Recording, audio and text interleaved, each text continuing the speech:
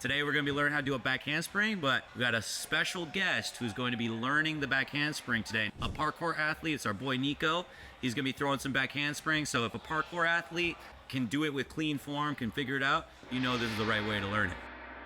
All right, so now we're going to be getting into the jumping portion. We're having Nico learn how to jump for the back handspring specifically. So when we're doing the back handspring, we want to focus way more on jumping and way less on getting to our hands. So I like to tell my students that it's a back jump spring instead of a back handspring where you're trying to back bend onto your hands really quickly. So first, start off, just jump as high as you can into the air. If you're jumping straight up and locking your knees on the way up, you know you're jumping as high as possible. From there, it's as easy as sitting onto your heels and then doing the exact same jump. If I sit, put my weight on my heels like I'm sitting in a chair, and then I jump as big as I can, I fly backwards really far. That makes the jump really powerful, makes the back handspring really easy, and then that's going to be your base that you build off of. So if you don't have that jump, you're making your life really, really hard for this skill. If you jump like this, you could be inflexible, you could be like not very strong and still be able to perform a really good back handspring.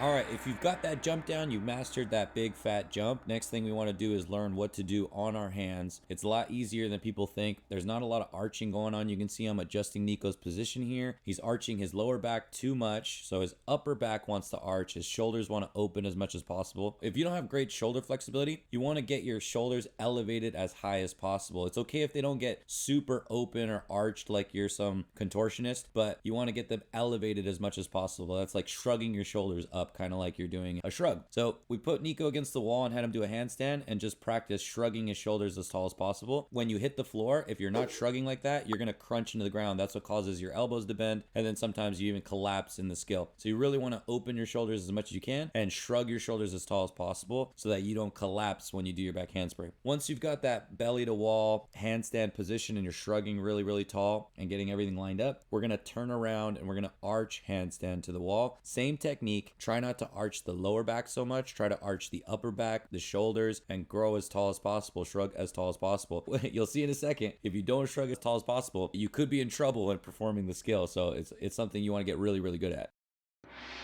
So now this is the time. If you've got a solid arch handstand and you have a great jump, you want to get into a gymnastics gym and work with a coach so that he can spot you during this next drill. When you jump onto the boulder, if the coach helping you stops you in that position, they can roll you over and have you hit the arch handstand position. So you're combining those two drills together, the big fat jump that we learned earlier and then the arch handstand where you're shrugging tall. Now when we're helping Nico out here, he's a brave kid. He goes for the jump really big, but because he's not so great at the arch handstand part right away, he collapses the skill a few times. Now it's not super dangerous. He just ends up like bending his arms and in a push-up shape, but you can see that he's struggling with it. His arms give out a little bit, and this is the part of training that you want to get right before you move on to trying it on your own. So if you're just gonna like jump and try it on a trampoline, you want to get this right with super strong arms holding you up, because then at that point, the first time you try it, you'll just be really safe and it'll be really easy for you to get the skill down. After a few good efforts, he finally gets to a position where he locks his elbows out or close to it and is able to hold himself fully extended using that shrug position. That was way, way better. Yeah, for that drill, you just want to make sure you're getting some amount of pressure on your shoulders where you're lifting up and through your neck, through your shoulders, through your shrug. And if that holds you up and you're nice and strong, you feel confident, it's time to move on to the next part. All right, so you got through the boulder, you didn't die. Hopefully your coach didn't drop you on your head, and you ended up with a big jump, big push. You're nice and strong, you're ready to go. At this point, you get on the trampoline, your coach can spot you. Now, in this case, Nico's already been able to do it. It wasn't great, but he was able to do it. So I wasn't really worried about spotting him. But in the beginning, you might want to have a coach just spot you through it and get you through it one or two times. And then once you can really trust that jump and trust that push, it'll come out really clean on your first go. If you're jumping, extending like we learned, if you're pushing tall in that arch handstand, it's gonna look good automatically. Jump big, push tall, and then you just bring your chest up and kick down, and you'll end up standing straight up, and it's gonna be like, whoa, that was so easy. Because if you learned a proper jump and proper push, it is that easy. The hard part is when people buckle their knees, arch down to the floor, try to dig into the floor. As soon as you start jumping, you're gonna be like, oh my god, I can